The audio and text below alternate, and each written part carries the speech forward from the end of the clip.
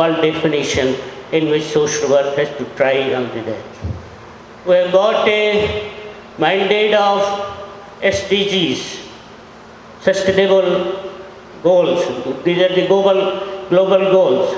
We have to connect the social work, education, research and practice with the sustainable goals in order to get a global recognition and global acceptance and global visibility of the social work in the field of other academic disciplines.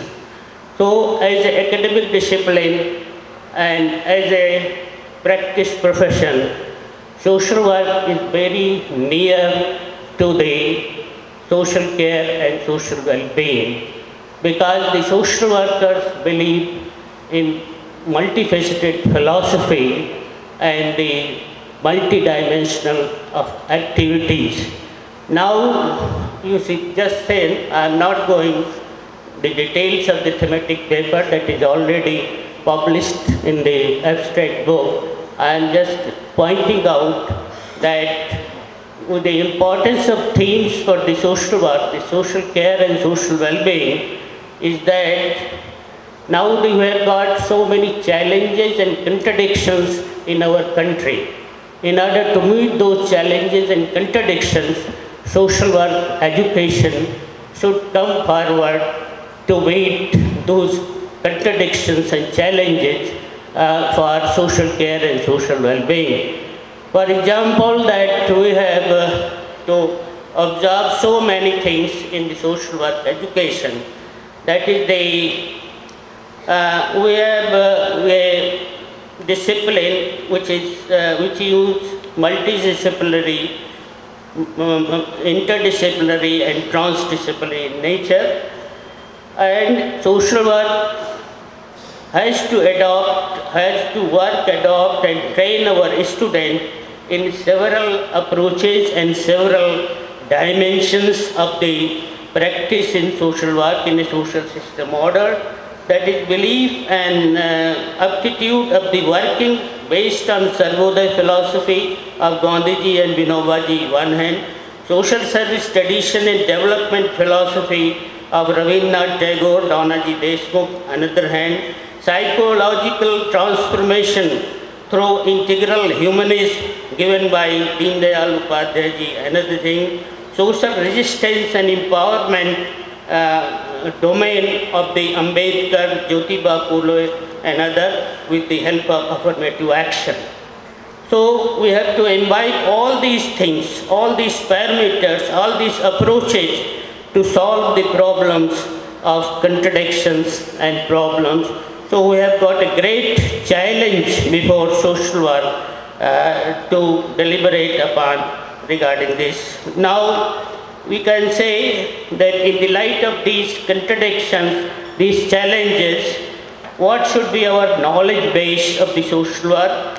What should be our mandate? Mandate is quite clear. It is given in the global definition that we have got a mandate of social work, social change, social development, social cohesion, empowerment and liberation of the people. So we have to act according to this particular mandate. We have to create knowledge base to meet these contradictions, and we have to got a philosophical base.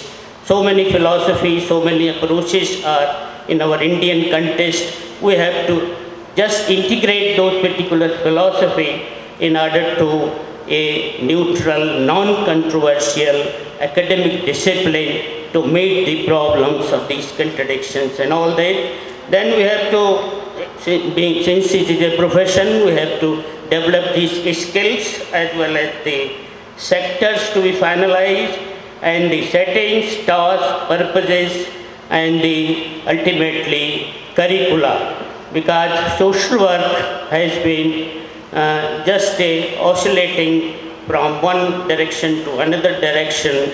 So we have to just go for how the social work can be a composite and integrated form in terms of education, research, practice and training to meet the contradictions of society in the light of the global directions and global working. Thank you very much.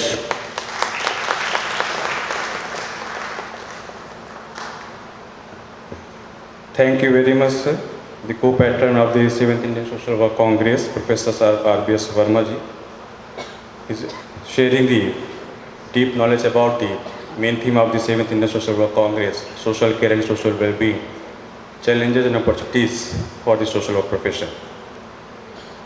Now, I would like to invite the key speaker of the inaugural function and the 7th Indian Social Work Congress, Professor Murli Desai, the former professor, Tata Institute of Social Sciences, Mumbai.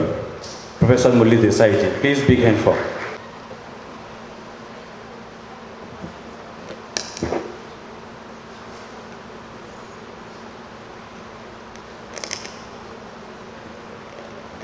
Well-being, challenges and opportunities for social work profession.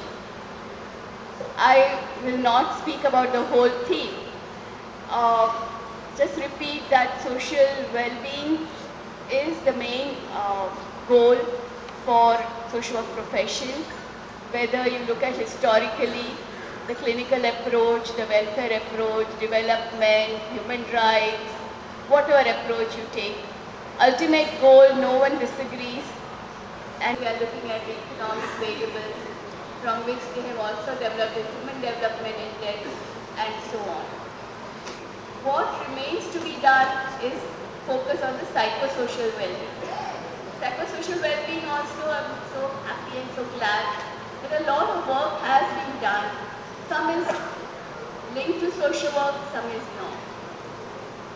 Here I'd like to mention the role that is played by positive psychology. Psychology has for many years looked at problems, disorders, diseases, and then how to treat them. Whereas positive psychology looks at a whole lot of positive strengths in individuals and obstacles that prevent them from achieving or fulfilling or using them to the maximum. Social policies generally look at the socio-economic aspects of social well-being. Social workers also look at the socio-economic aim at the socio-economic well-being, but the psychosocial well-being has to be of any individual, depends on how that person thinks. An approach that has been found very useful in social work. Now, one criticism before I move ahead on the strengths-based approach is that we have already moved away from clinical approach to developmental approach. We have argued that a developing country like India needs a developmental macro level social policy based approach and not the micro level one-to-one psychosocial approach. However, we need to realize here that the psychosocial approach we used earlier was based on the traditional psychology of problem based approach.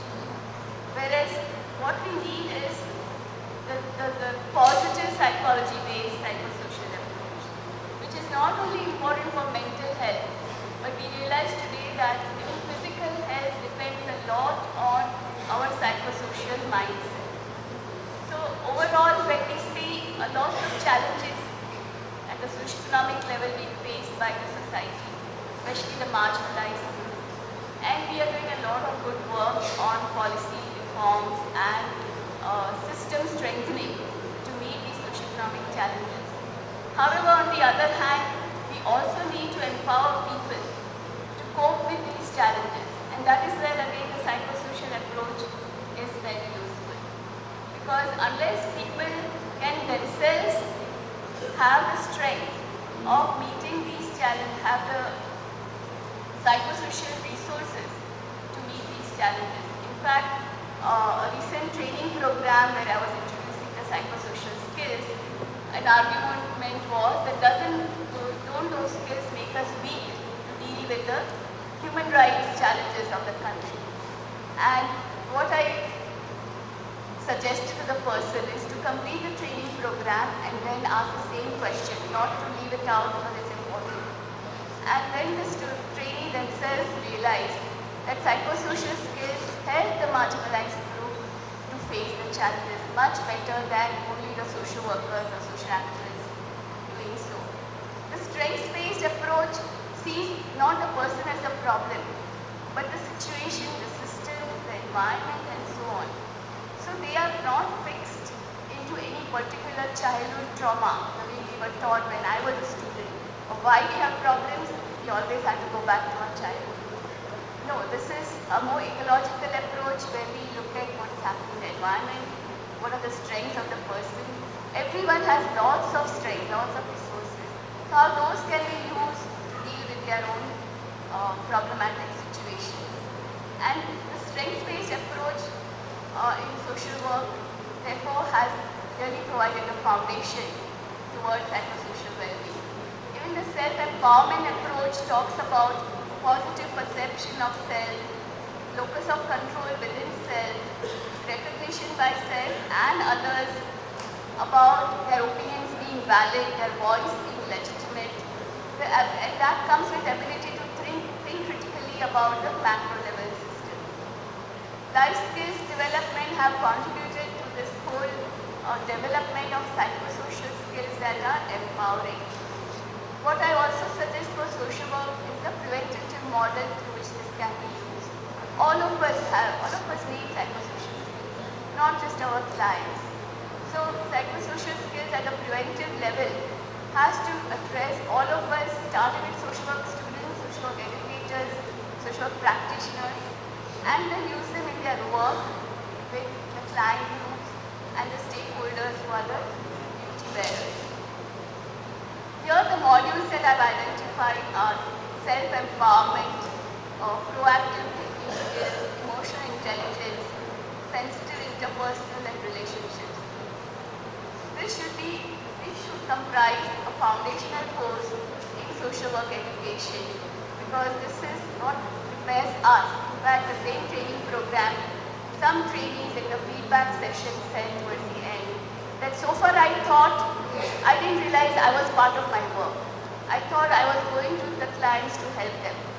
I realize now that I'm part of the problem and I'm part of the solution. We can link ourselves with the client group once we empower ourselves also with these psychosocial skills. So at the primary prevention level we have to address all. At the secondary prevention level we need to address people at risk with the psychosocial skills. And at the tertiary prevention level, we need to use again, among other things, the psychosocial skills to rehabilitate and reintegrate people who have gone through trauma and problems back into society.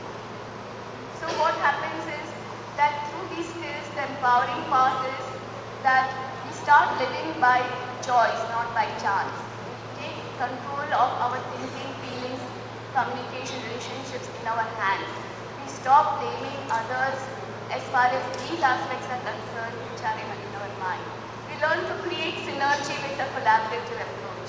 We become more solution-oriented than problem-oriented. With this, the last thing that I want to emphasize is that these are not skills that can be taught by lectures. These are skills that have to be taught experientially. They have to be taught in a participatory workshop mode, and only then, it's not that the teachers are teaching, we all have these skills in ourselves. Teachers only facilitate development and evolution of these skills in not just the training but also in themselves. So with this, I conclude my session and thank the organizers again for giving me this opportunity. Thank you.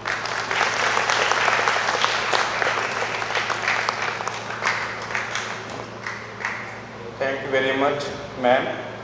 Dr. Wonderful address about the main theme of the 7th Indian Social Work Congress. And thank you once again so much for your words of the wisdom. I hope so it will be a great pleasure for us to listen to you again in future.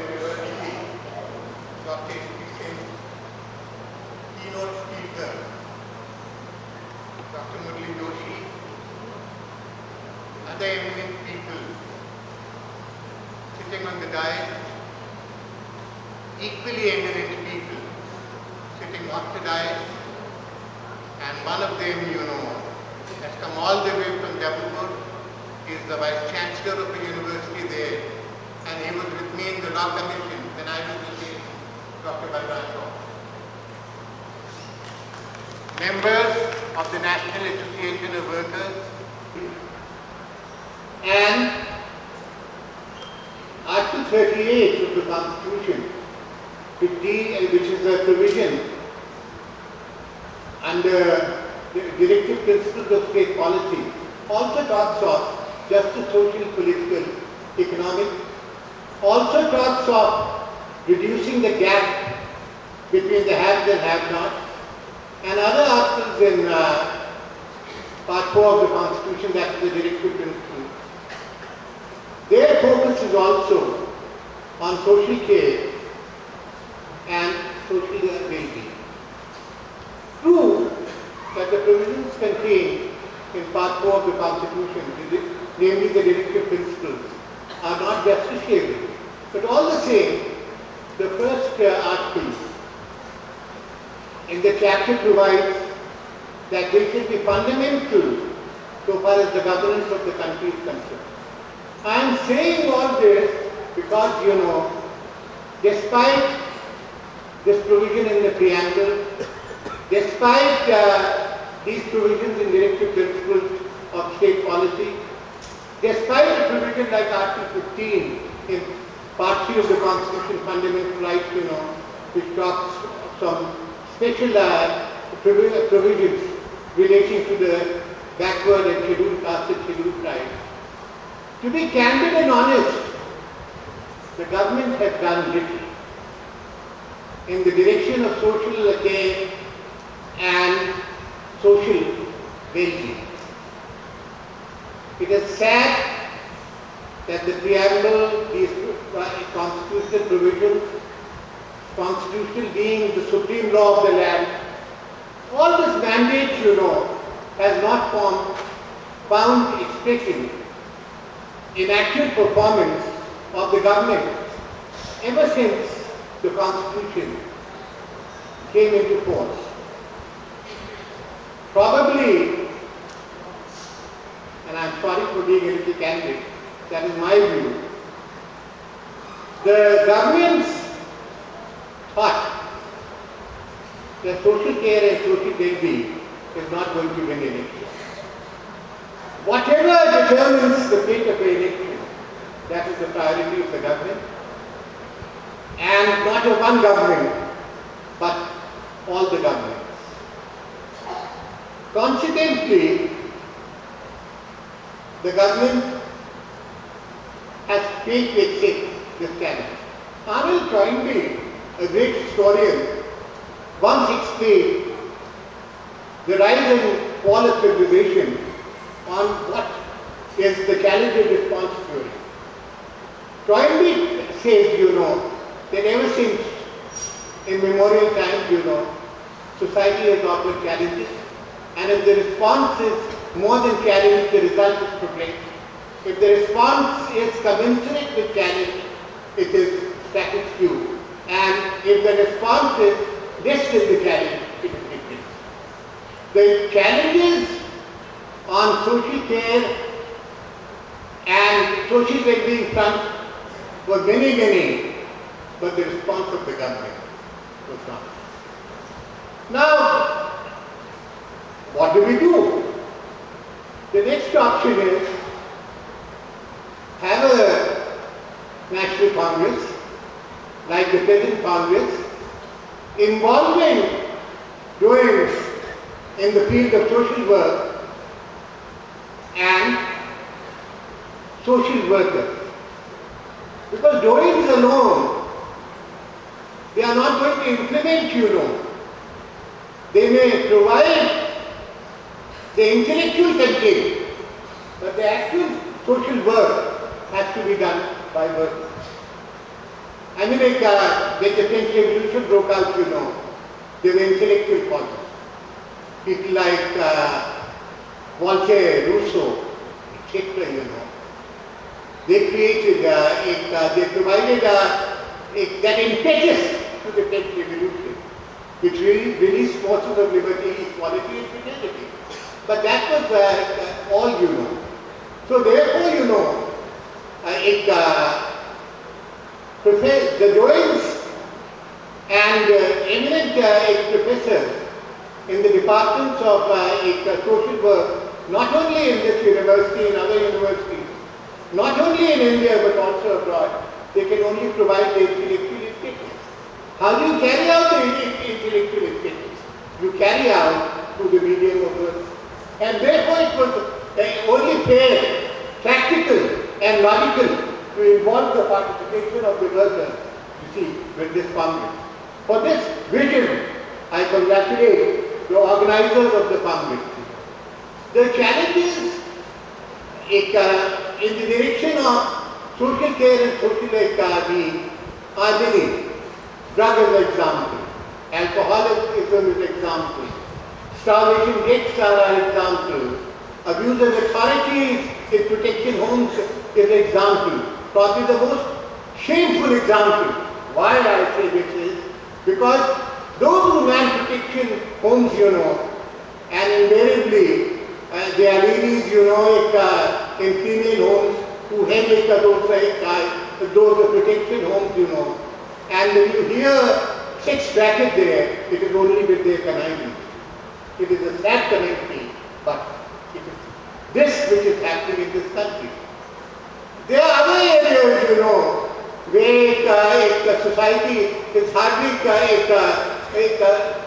bothering about the marginalized or the weaker section. The test of any society, the test of the status of any nation is the civility on its part in relation to the weaker members. That is the test. The test is not you take care, you scratch my back and I scratch yours. Sadly, it is this which is happening. So therefore, you know, these social workers are going to implement, you know, what these doyens in the departments of social works, both in India and abroad, and I am told some from abroad are also attending this conference. You know, they will provide the pattern, but they will be doing the